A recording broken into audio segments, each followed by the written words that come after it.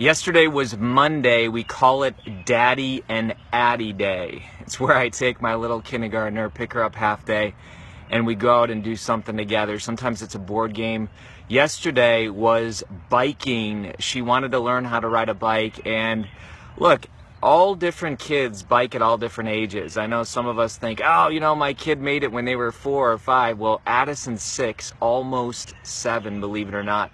And she just wasn't ready, we felt like. So yesterday, in the afternoon, we went out and tried to learn how to bike, and it was a struggle. I mean, it really was.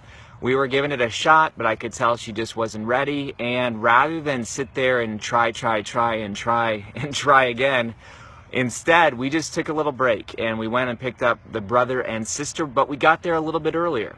And rather than just, hang out, we decided to take it again, do the biking again. And guess what? She did it. I mean, she did it almost right away.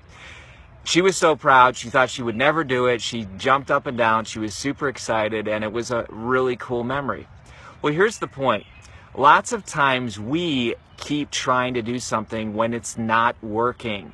And I know these days hustle is really big, and everyone talks about grinding it out and to keep sticking with it until you make it through. I actually think the opposite. I think the opposite sometimes. Here's why.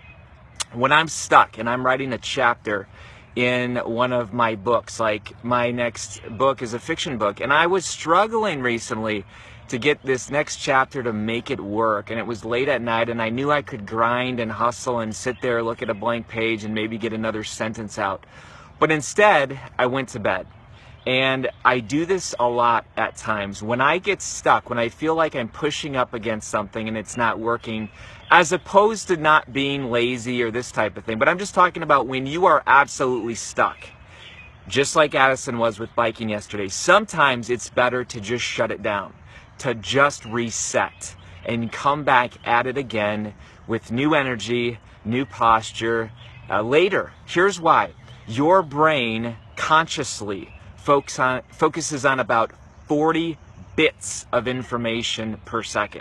40 bits of information per second. Your subconscious, neuroscience believes that it's crazy. It's sometimes the research says 4 million bits per second, sometimes 4 billion bits per second.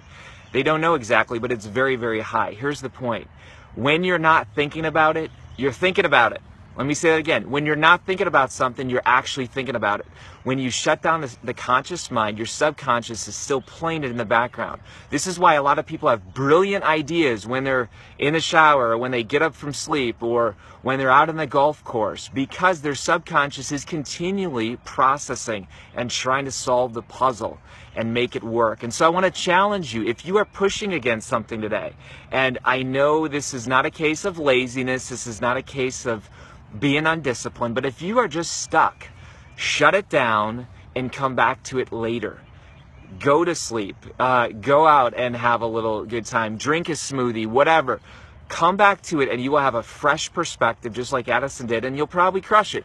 And you'll bike ride and you'll jump up and down and we'll sing and dance with you. It'll be awesome. This is Kary Oberbrunner, be a soul on fire today. And don't forget, when it's not working, come back later with fresh energy. We'll see you.